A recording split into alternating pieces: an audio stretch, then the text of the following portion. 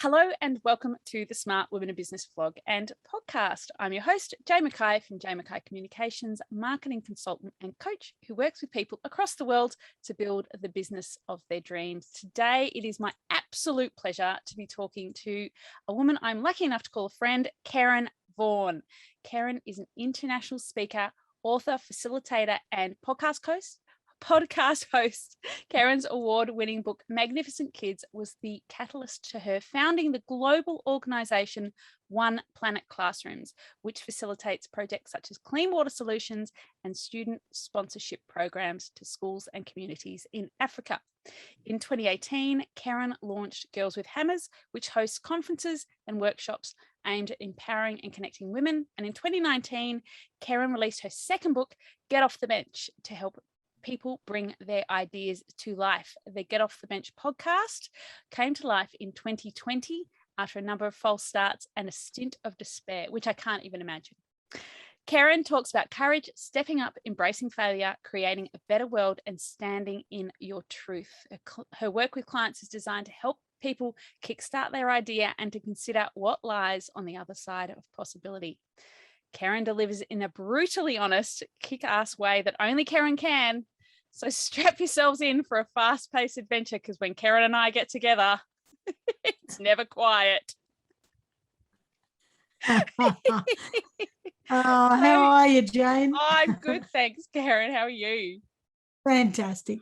Fantastic. I'm so happy to have you here because you are one of the most incredible women I've ever met. But please tell me about your journey. I usually say business journey, but your journey is so much bigger than that.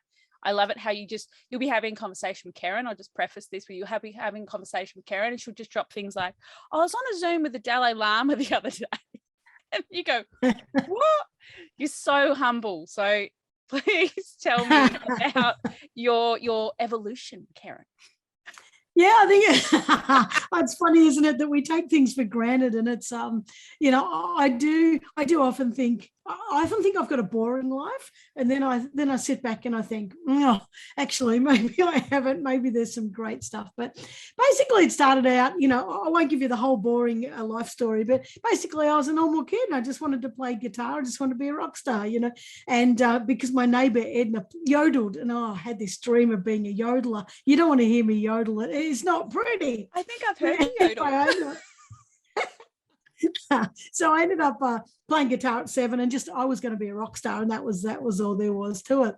And at 21, I remember getting my job as a postie, and the postmaster then said, "What do you want to be? Like, what's your career, whatever your aspirations?" And I said, "I'm going to be a rock star." He said, "Well, you're working at Australia Post," or it was the PMG back then, I said, "Yes, but I'm still going to be a rock star." So I absolutely had my mind on it. And this I think came from when I was a kid. I was an inventor, and everybody poo-pooed everything I did. It was kind of like, oh my God, she's at it again. Now what's she inventing? And when I became, like in my teenage years and subsequently early adulthood, started playing music, I started getting this is how sad life is. I started getting appreciation. I started getting people going, "Oh, she's so cool." And so I was getting all this approval, whereas I hadn't had it before for my inventions. And so I kind of went down that path. Anyway, then all about Kerryn, and then my sister got cancer when I was in my 30s, and then it became a real turning point. It's kind of like, wow, suddenly life's not about me. I've got to look beyond me. I've got to do bigger things. And I spent 5 years trying to save a life, and I'm the oldest in the family.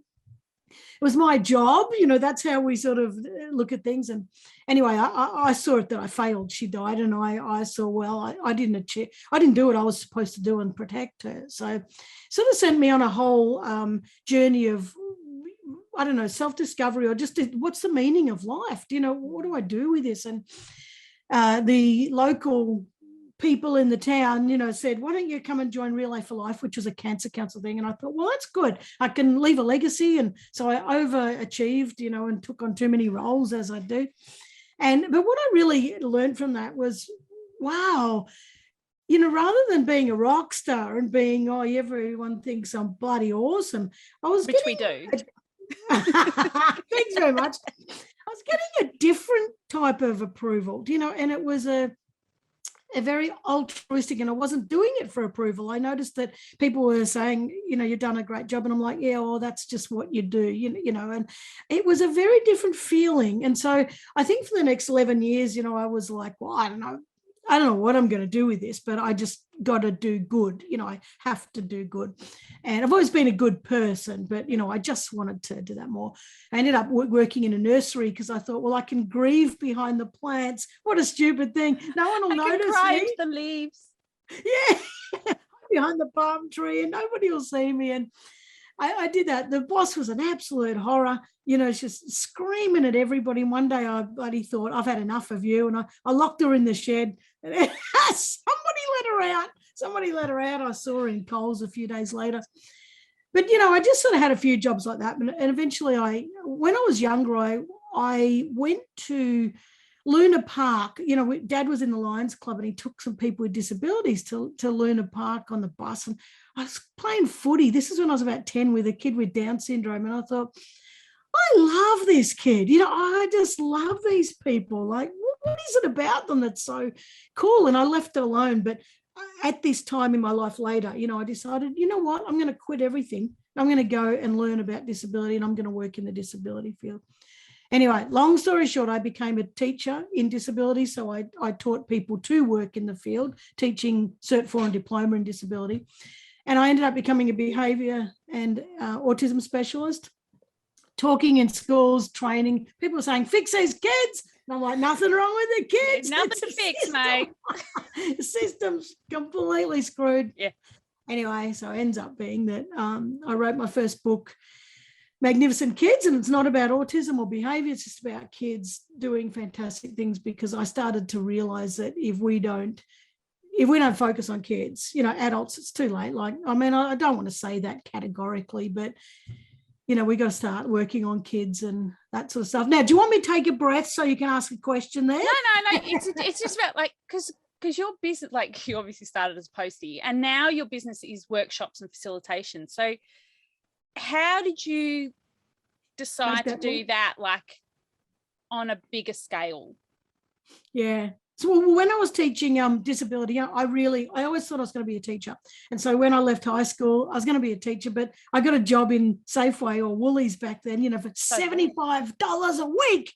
And I was like, I'm going to be a millionaire on this rate. So I didn't go back to school to do year 12. I thought, I'm just going to keep this money coming in, Anyway, I spent it all on guitars and God knows what. So I never became a millionaire through that. But did you become a rock star?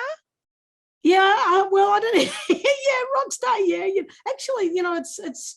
I was kicked out of the school choir because I couldn't sing. I was kicked out of the high school musical because I couldn't sing. Well, that's what they said. But I made thousands and thousands and thousands and thousands of dollars from singing. And one of my songs in particular is used worldwide on so many animal rights organizations. And it's like, and I've played with some international acts, and it's just I did okay. Yeah.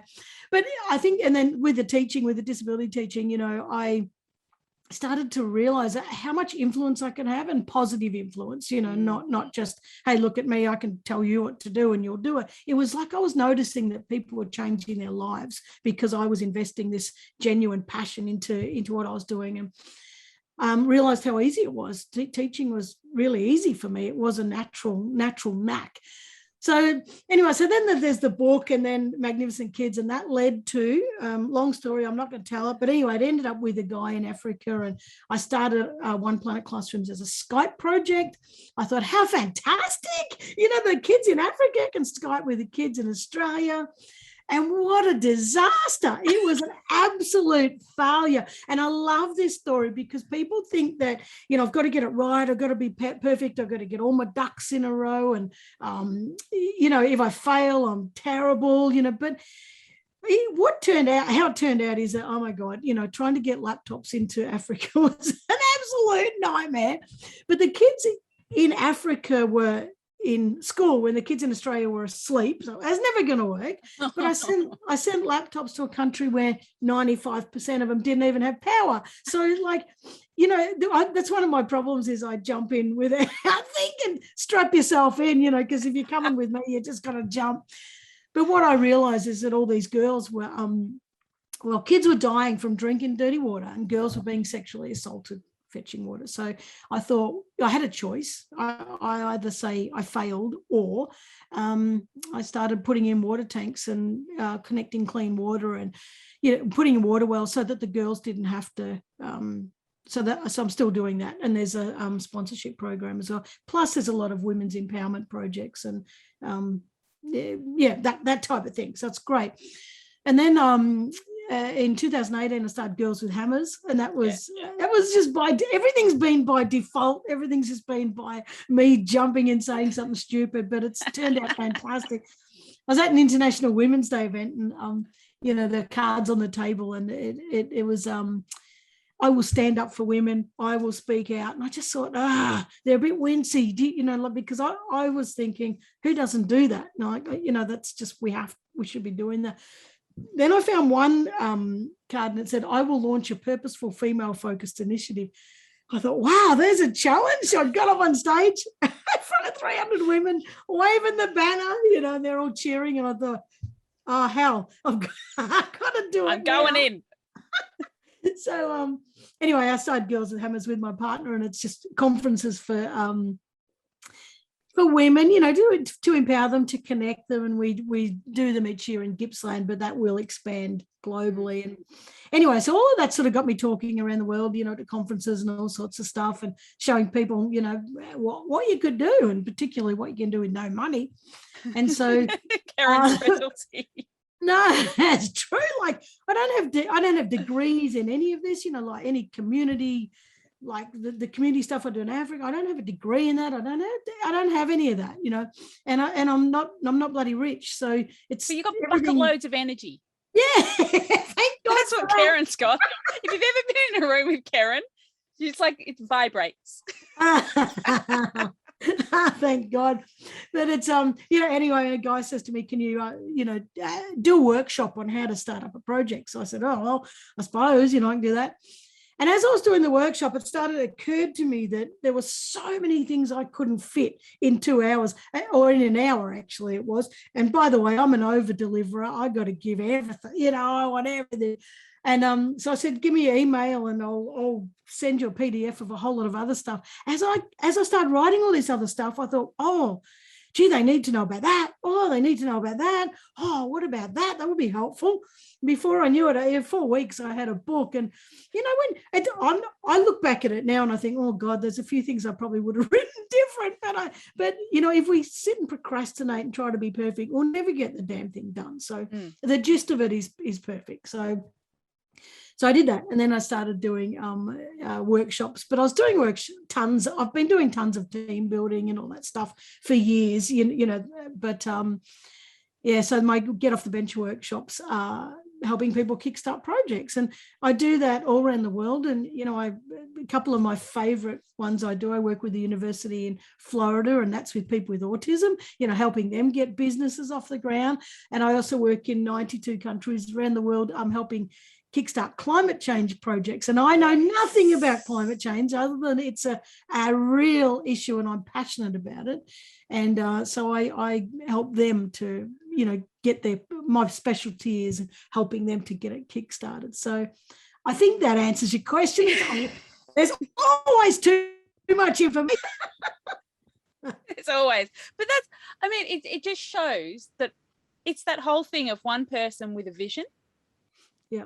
And then working not just one-on-one, but with groups of people can then just amplify that message just hugely.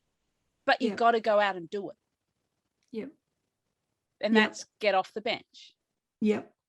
Yep.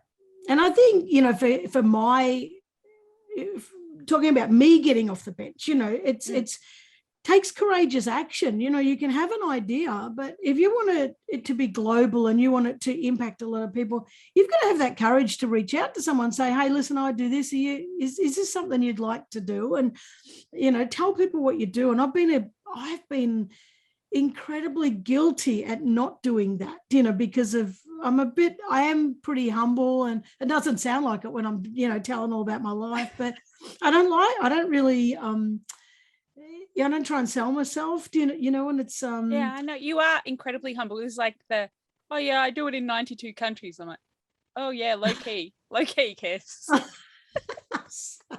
Oh wow. It is so incredibly humble, because it's like some people would be so rah about that. I'm global, I'm this and that, and instead you're like, I'm just getting the doing done. You're just sitting there quietly in Gippsland. We're both Gippslanders, which is how I know you. Just tapping away at our keyboards, just making connections and getting things done. And you don't have to be rah about things to have a massive impact. No, I do share when I do stuff that I love. When I do workshops, I put on LinkedIn and that. And it's not about, hey, look at me. It is just about, guys, look, here's another group that's ready to rock the world. I'm so freaking happy. That's the energy that I love. It's like, I want to share that you can get out and reach groups, because I want other people to get out and reach groups or individuals. Like every single one of us is incredible. We're all magnificent. We're all got unique skills and strengths, and we've all got a message that somebody needs to hear. And I just want to inspire and motivate people to put their thing out in the world. I don't want to compete with them or any shit like that. I just want people, put your stuff out in the world, and those who need you, they can't find you if you don't put your stuff out. They can't. Yeah. I talk about that all the time, because it's not just about your energy. It's also about your message. It's about your energy, and you could be the person that ends up being the catalyst for that person's idea to come to life just by the way you show up. Yeah, 100%. Absolutely believe in that. Yeah. Yeah. So tell me, Kerryn, about your amazing life, because you've got quite a menagerie, and how you manage your life, and as managing your business, managing your life, partner, kids, donkeys. Yeah. How do I manage my life? Okay, I've got a very flexible partner, so thank God for that. But so I've got 11 acres in Sale, and we've got 4 rescue cows, 2 rescue donkeys. We did have 2 rescue dogs. We just lost our beautiful Bernese a few weeks ago, which is so tragic. And we've got 5 cats, and they're mostly all strays. They've just wandered in, and we've just taken them in, and they're like, I like this house. And so we've got a mixed family. My partner's got 2 kids, so I've got 2 step teenagers, and one's just got his license and a full-time job. I know. Tell me about it. I think I put on Facebook, don't be a dick. Yeah. How's Nikki coping with that? I'm not looking forward to that. So there's so much to do, and no, it's not. No, it's terrifying. But you know what? You have. We did it. We found our independence, and all you can do is subtle reminders. That's why I put on that. Yeah, that's why I put on that post. We've got a lot of years we want to love you still, because if it's all about drive carefully, do this, do that, there. Anyway, so but I think I make big I get up in the morning and I dance, or I walk or run, or I go and do at least half an hour of exercise. And I reckon that really, really makes a difference for the day. And I've just got this thing, I'm terrible at being distracted, right? I really am. So I've got a big to-do list, and I pick 3 things off it, and I take them off and I write them on a separate bit. And I'm like, I've got to get those 3 things done, And if I'm having one of those days that is very unproductive, like I cannot get my head together, I have this little system that I do is say, right, now what's one more thing? And then I do that one thing and I say, yes, did it. And then I'm like, now what's one more thing? So I'm not sort of getting this to-do list. I love that. I love that process. But I also, we spend our weekends. We make sure our weekends are on the farm, and I don't know. I don't know how I fit it, to be honest. There's so much I want to do that I can't do, like have weekends away and that sort of stuff. But because at the moment. Anyway. No, I know. No. So I think it's just, You just one more thing. It's just getting one thing done. Hey? Yeah.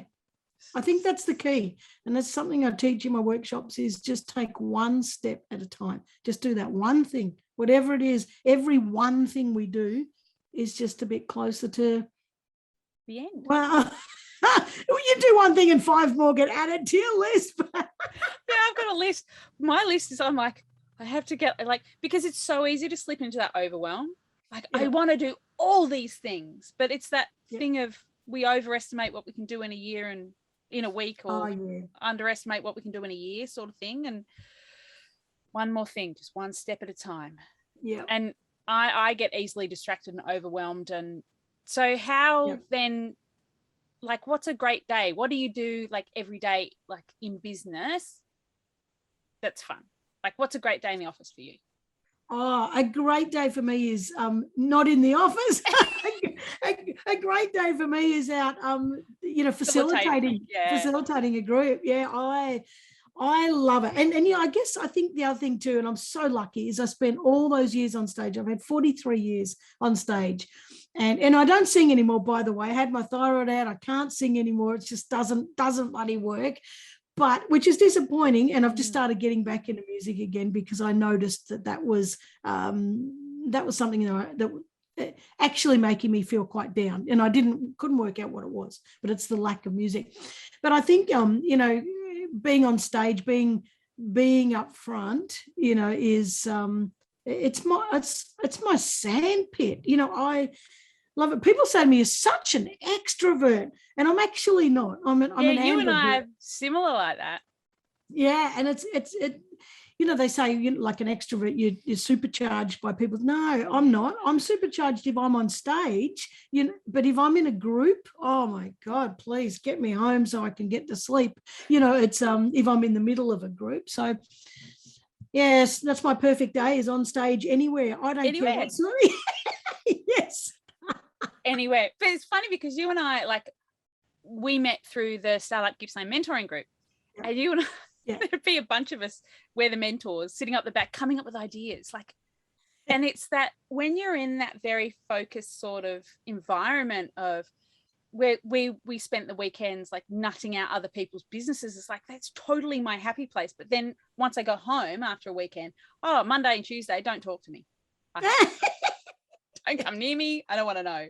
Like, I'm going into my cave and I'm closing the rock to recharge. And that's the difference, because someone's talking about extrovert and introvert the other day, and it's extroverts get more energy by being around people. Introverts get discharge their energy by being around people. And that's how you and I are similar.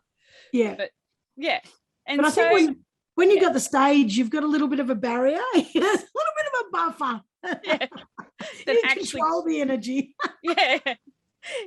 When we're up, we're up. And I love that, because it's people assume that because you show up, or you're on video, you've got a podcast, or you're on YouTube, whatever, that you are an extrovert and you have this boundless energy. But it actually still takes me, well, I don't feel sick before I do podcasts anymore. I don't get nervous, but it still takes me, like, to do a video, I've got to psych myself up. Like, it's not something I just go click, put the camera on, done. I'm like, oh, like ritual, like not rituals, but like meditation. And you and I have had conversations about spirituality before. So those rituals, do you bring any of those rituals into your day? No, I talk to the universe. I have to say, I talk to the universe, and I know some people are going to find that woo-woo. I love it, but it freaking works. It works. I can have entire conversations. Yeah. I say, universe, this is what I need. And the problem is I keep forgetting to ask, because dead set, I'll tell you honestly that everything comes that I asked for. But my problem is I get so distracted, I forget to ask. And then I get so frustrated and overwhelmed. I'm like, oh, far out. And then I'm like, oh, God, ask the universe, and so I use that as one thing. But when you said something a second ago about switching on, for me, I think because I've been on stage for so many years, the minute I step on, I'm on, and when I'm going to do a video, because I do a lot of videos as well, I just like, got to get that video done, and I give my camera to my partner, hold this, and then I just go, I know I didn't realize until lately how damn lucky I am, because I've heard a lot of people say what you're saying lately. If you asked me to get on stage, I would be physically sick and probably wouldn't sleep for 6 months before. Oh, you won't get me off it. You'll be trying to hold me back. Dragging Kerryn off. Let's do karaoke. That'd be fun. Oh, I normally ask about business tools. So talking to the universe is a tool. Yeah. Business tools, like, I'm a bit of an avoider of business plans. And I know that's, most business owners would be like, oh, Jesus, that's not a good thing. But I don't have a business plan. I can't, I have a plan. So like I have goals, I want to, and I don't write them down. I just know what they are in my head.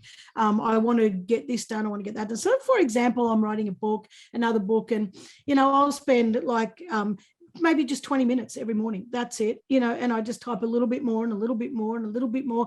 And then I just let it go. I just leave it alone when I'm like, not much else is happening, and then I just let it go. So I do that. But I've got a lot of stuff like, of course I've got the normal, your website, your calendar, and all those kind of normal tools. One tool I particularly love is Otter.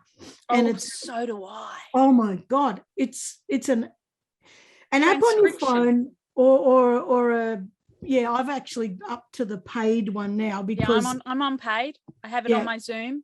It's amazing. I haven't connected to Zoom, but I'll tell you what, I drop podcasts in, or I drop any audio or video file in, and it gives me a transcript. It's not perfect, you still have to fix it. But how I really love to use it on my phone is I get my best ideas while I'm driving. Me too. Yeah, and it's like just hit the button and record. And then you just email it to yourself, and you've got this whole transcript. And I've written chapters of books, and I've written entire workshops, just by all the way from Sale to Warragul. Well, because you and I live so far from everywhere, it's like, get in the car. What am I going to do? Yeah. I'll just talk for an hour and a half. You listen to a podcast, you get an inspiration, think, oh, geez. Oh, I've just unlocked that bit I've been thinking about for ages. Damn, there's my workshop. Yeah. It's funny, these tools, because one of the things I have conversations with clients, and they go, oh, I can't write posts, whatever. And it's like, just do voice to text even. Yeah. Just this word vomit comes out, and then you can edit. Yeah. That's all you have to do. Like, it doesn't have to be perfect the first time. And I think we get so caught up in that. Yeah.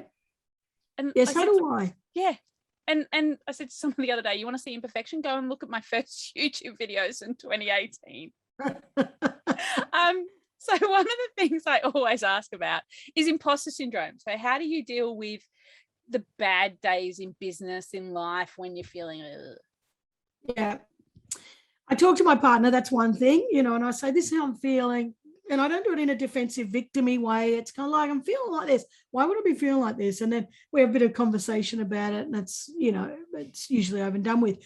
However, when I'm on my own in my office, which is all day, every day, unless I'm out, it's, I've got a folder, and it's just a normal, your normal binder folder, and with plastic sleeves in it. And so every time I do something, I I have a photo, and I do print it out. Sorry about that, but it's and I put in a sleeve, and I flick through it. I'm like, no, I'm not an imposter. What are you talking about? This, look at all this stuff you've done. All right, shut the book and get on with it. So. But imposter syndrome, I think that people need to understand is that Meryl Streep gets imposter syndrome and says, who would want to watch me on a movie? And my Angela, whatever, every time she'd write a book, she'd say, I'm going to be found out soon. Somebody's going to find out that I'm not who I, there's just so many famous people who. And that's why I talk about it, because so many people assume it's just them. No. It's like, no, babe, you're not alone. No. It's everybody. except the only people who don't feel it are the true imposters. And the psychopaths. Yeah, that's it. Well, it won't be the same. Yeah. So how do you maintain your sense of community? I touched on having Zoom chats with the Dalai Lama, but I've never found out why you have conversations with the Dalai Lama. So, see, part of your community, your inner circle. No, that was only once. That was only, it's no, I was just, I'm part of a group, One Better World Collective, and as an amazing man, Ian Spears, lives in Canada, and so he invited me to be part of that. It wasn't me chatting with the Dalai Lama. It was 13 change makers. It was just a nice little intimate group. It was an intimate group, yeah. And it's I think that so Ian's got this amazing community that I'm part of. So I'm kind of connected to all those people. Now, these are the change makers. I'm not talking about everyday people, which is just as important to me, that I've got around me.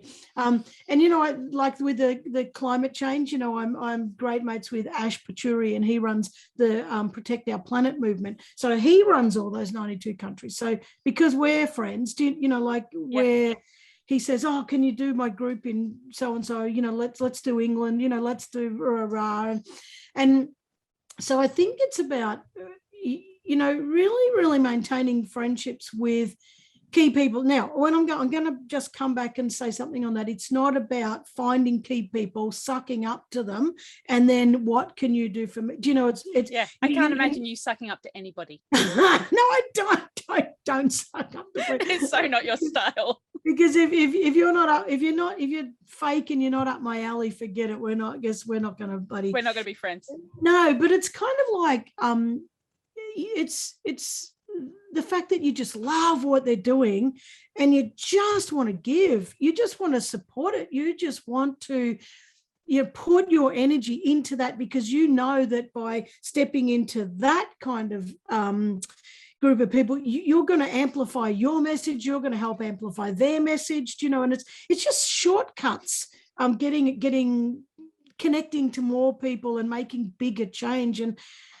look, at the end of the day, we got whatever you believe in reincarnation, whatever you believe in second lives, third lives, and evolution, I don't know, whatever you believe, we've only got one crack at this life, and I reckon leave it better than you found it. Just leave it better than you found it. So that's, but I'm also connected to, Startup Gippsland, which we are, some amazing people in there.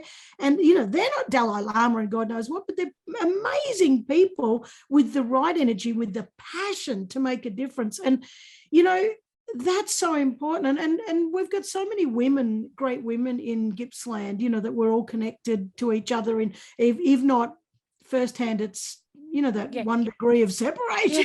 Literal 1 degree of separation. It's like, oh, you want this? Hang on, I know someone who can do that. And it's just this amazing network throughout Gippsland. And it's always kindness. I'm going to say that too, is that you always inject kindness. And anybody who goes into networking to meet someone to, what can you give me? I think it's wrong. I think it's the wrong approach. And I think, it's what can I do for you, or just don't, just be in conversation with that person, just be kind, just be sharing the space with them, simply because you're enjoying their company. That's, and it'll come back tenfold, and even if it doesn't matter, because you can sleep at night, you can. Yeah. My granddad always said, he was another Gippslander, you've always got to be able to lay straight in your bed. Yep. Always. Yeah. And he was a South Gippslander. Now, I don't know if that answered your question. But It did. I was just talking about community, and it's like there's so many different ways to get community. And just because we're all online now, we have had the privilege in the last 12 months of actually getting together in person. But online communities are just as valid. Yes. You don't need to be isolated, even if you live in Whoop like I do. Yeah. Yeah, absolutely. Yeah. And I'm part of a couple of mastermind groups too. And, I just business groups, and I don't know, but some work for me, some don't, and if they don't work for me after a year, I just drop out. But I'm in a couple of really beautiful business groups, masterminds, and they light you up. They got to light you up. Yep. Yeah. And if they don't, you've got to question why you're in there. Am I in here because of FOMO? Because if I'm forcing not here, myself. Yeah. It's interesting, isn't it? So this could be a very big question when I ask you this, but what's your why? What keeps you motivated in doing what you're doing, which is you're so purpose driven. So unleash the Kerryn. Well, you're probably thinking I've got a 3-hour conversation here, but no, it's simple. It's I just want to make a better world. My why is that I want to plant trees that I will never sit in the shade of, and just build a better world for future generations. It's so simple, and it's every morning I get up to do that, and it's actually all I ever think about. My brain is filled with, how can I make things better? How can I do something better? How can I help somebody? It's not just about me. How can I change the world? How can I empower and inspire somebody else to step into their magnificence so that they can add a good footprint? So that's it. Simple. I love it. It's beautiful and it's simple. So what are your top tips for all the smart women and men? It turns out a lot of people listen to this podcast across the world. It used to be across Australia, but it's shout out to the person in Iceland who binged about 20 episodes the other day. Fantastic. Yes. Fantastic. My top tips are, well, my biggest one is just get off the bench. I mean, I'm just going to say that till the bloody cows come home. Get off the bench. Like, I think, the biggest tips is that, everybody has imposter syndrome. You'll never get, I'll just reel them off. Okay. Yeah. So you might as well just do it anyway, because you're going to feel it whether you do it or don't do it. In 1 year, will you be glad you did or wish you did or glad you did? And, you should be glad you did. Back yourself, 100% back yourself, because you can do more than you think you can do. Don't take constructive criticism from people who've never constructed anything. And all the people that criticize you are see, all my stuff's about feeling, but or the people who criticize you are not the ones in the ring with you. Find people who are in the ring, in the arena, who have had the blood and the bloody bruises and the battering and have failed over and over again. They're the ones that are going to support you. The other people sitting on the sidelines throwing rocks at you, they're not the ones doing the hard work. So they're not the ones that we should be paying attention to. Be kind to yourself is another thing. And sometimes it is okay just to say, I can't do this. I'm going to drop this, or sit on the bloody couch and have a coffee and say, I'm having a breath. And, I think it's just all that kind of stuff. It's just being kind to others, kind to yourself, and consider that every single person has something magnificent, unique, and a message that somebody else in this world needs to hear. And I can't say that strongly enough. Everyone has something that somebody else needs to hear. And don't hold your message back. Like, get it out there and just start. This is my number one tip. Just put the first paver down and step on that bloody thing, because, everyone's going to be overwhelmed and no one knows where to start. So just start with anything. Put that thing down and step on that. And the universe will just keep plonking the next ones down and, talk to the universe. Just have a chat. See what the next aligned action is. You'll be fine. Yeah. I know. I think they're good tips. Yeah, they're brilliant. Oh, I love that everyone comes to this pod differently. And as I said to you before we came on air, it's totally a free flow conversation. We never know where it's going to go. And that's the fun of it, because I always sort of come back to the same questions, but you never know what's going to come out of someone's mouth. And that's the fun. That's what life is. It's unpredictable and it's messy and it's chaotic, but take the next step. So, Kerryn, if people want more Kers in their life, what are your links? And I'll put them in the show notes. How can they find you? Yeah, I think the best thing is just go to kerrynvaughan.com. So KERRYNVAUGHAN. That was way too fast. .com. And you can email me through that. And there's Get Off the Bench Facebook and Get Off the Bench Instagram and LinkedIn. I love people connecting through LinkedIn just under Kerryn Vaughan. So awesome. Yeah. Thank you so much, Kerryn. It's been a pleasure. My absolute pleasure. Thanks heaps, Jane.